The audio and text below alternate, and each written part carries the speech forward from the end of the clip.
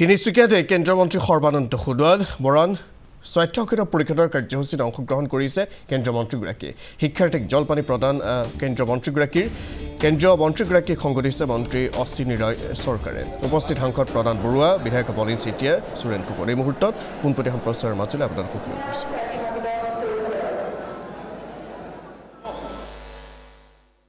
কৰ্মকৰ্তাক বিশেষভাৱে আন্তৰিক কৃতজ্ঞতা জ্ঞাপন কৰিছোঁ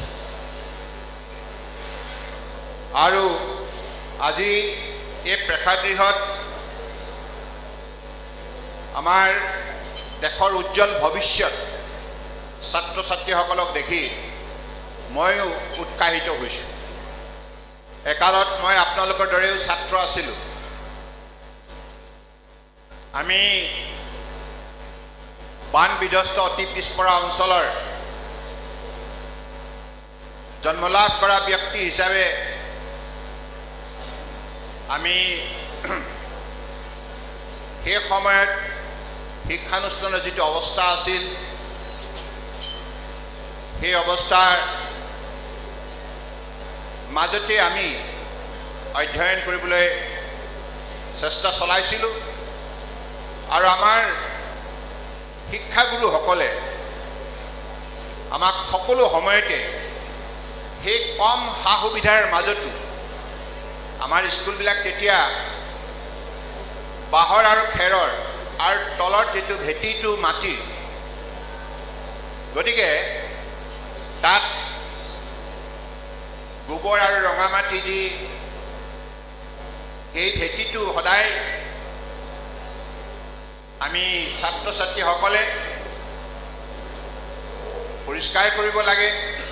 লেপিব লাগে আৰু শিক্ষানুষ্ঠানৰ চৌহদ তাত যাতে জাবৰ জোঁথৰ গোট নাখায় তাৰ প্ৰতি লক্ষ্য ৰাখি শিক্ষাগুৰুৰ নিৰ্দেশ মতে চাফ চিকুণতাৰ ক্ষেত্ৰত গুৰুত্ব প্ৰদান কৰিব লাগে এনেধৰণৰ আমাক বহু নীতি শিক্ষাৰে আমাৰ শিক্ষাগুৰুসকলে শিক্ষানুষ্ঠানৰ প্ৰতি আমাৰ দায়বদ্ধতা আৰু সমাজৰ প্ৰতি আমাৰ দায়িত্ব লৰালি কালৰ পৰাই বৃদ্ধি কৰাৰ কামত আত্মনিয়োগ কৰিছিল আজি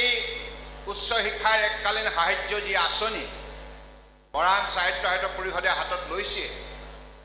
এই আঁচনিক বাস্তৱায়িত কৰাৰ উদ্দেশ্যে ৰূপায়ণ কৰাৰ উদ্দেশ্যে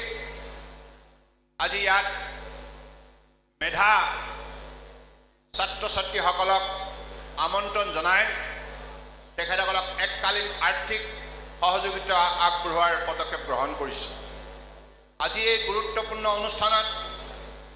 আমাৰ মাজত উপস্থিত থকা অসম চৰকাৰৰ মাননীয় মন্ত্ৰী আৰু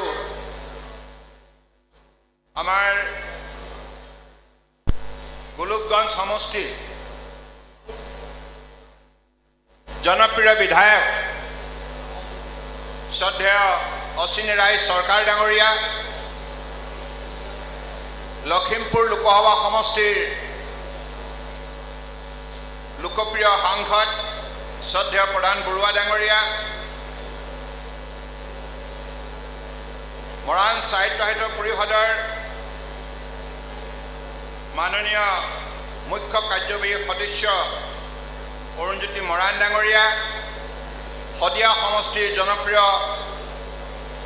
বিধায়ক অসম গেছ কোম্পানীৰ মাননীয় অধ্যক্ষ শ্ৰদ্ধেয় বলিন চেতিয়া ডাঙৰীয়া অসম পৰ্যটন উন্নয়ন নিগমৰ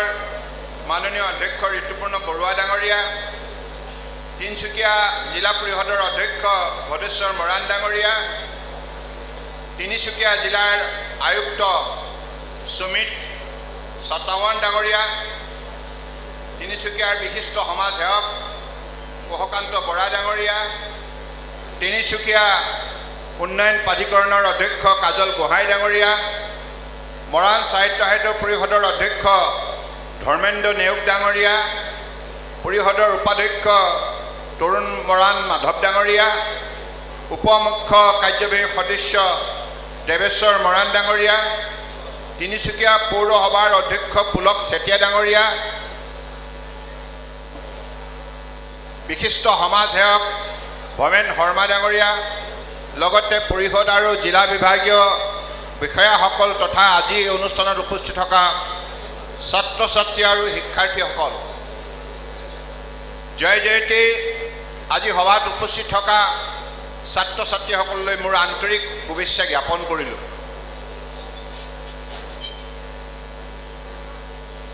এতিয়া এককভাৱে কথা কৈ থাকিলে হয়তো আপোনালোকেও ভাল নাপাব। মই ভাবোঁ যে আমাৰ মাজত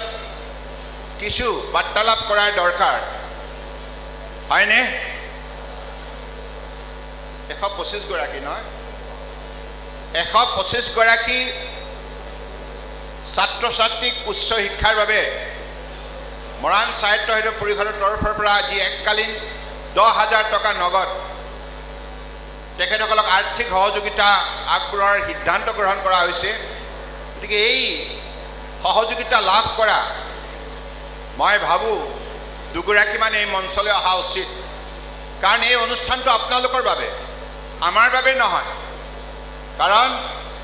এই অনুষ্ঠানটোৰ পতাৰ অন্তৰালত যি মহৎ উদ্দেশ্য আছে, এই উদ্দেশ্যটো হৈছে আমাৰ বৰ্তমানৰ ছাত্ৰ ছাত্ৰীসকলক ভৱিষ্যতৰ একোগৰাকী সফল নাগৰিক হিচাপে প্ৰতিষ্ঠা লাভ কৰা। আৰু এগৰাকী সফল নাগৰিক হিচাপে আপোনালোকে যেতিয়া জীৱনৰ বাটত প্ৰতিষ্ঠা লাভ কৰিব, আপোনালোকে আপোনালোকৰ মাতৃ পিতৃক গৌৰৱান্বিত কৰিব, শিক্ষক শিক্ষয়িত্ৰীক গৌৰৱান্বিত কৰিব আৰু সমাজখনক প্ৰাণৱন্ত কৰি তুলিব। গতিকে মই দুগৰাকী ছাত্ৰী আৰু দুজন ছাত্ৰ এই যিটো আজি আমাৰ উচ্চ শিক্ষাৰ বাবে যি সহযোগিতা আগবঢ়োৱাৰ পদক্ষেপ গ্ৰহণ কৰিছে,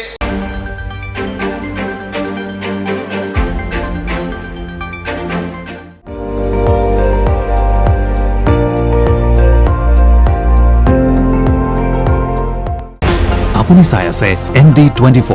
সৰ্বশ্ৰেষ্ঠ নহয় সৰ্বোত্তমৰ দৌৰ।